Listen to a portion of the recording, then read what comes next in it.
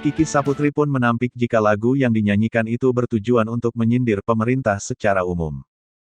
Melainkan Kiki hanya memberikan sindiran pada oknum pemerintah saja. Lanjut, Kiki menyebut jika lirik yang ia buat berdasarkan kejadian nyata. Kalau nyindir pemerintah secara umum sih enggak, tapi oknum pemerintah. Lirik itu kan aku tulis memang berdasarkan kejadian nyata, bansos dikorupsi dan ada yang minta RS buat pejabat, kata Kiki dikutip Tribun News dari Kompas pada Rabu, tanggal 14 Juli tahun 2021. Kepada awak media, Kiki Saputri menyebut lirik lagu Welcome to Indonesia versinya dibuat bukan untuk mengkritik. Namun Kiki hanya ingin memberikan sindiran menggelitik pada oknum pemerintah. Ini bukan kritik, tapi nyindir menggelitik, kata Kiki dikutip Kompas.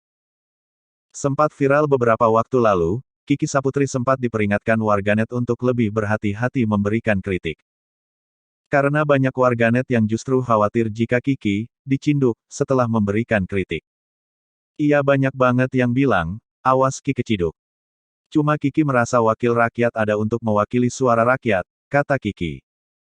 Namun, Kiki merasa lirik yang ia buat hanya menyuarakan kebenaran dan tidak mengada-ada. Kalau memang suara itu berasal dari kebenaran, bukan ngada-ngada, imajinasi, dan ngarang-ngarang, pasti pemerintah akan menerima dengan baik, lanjutnya.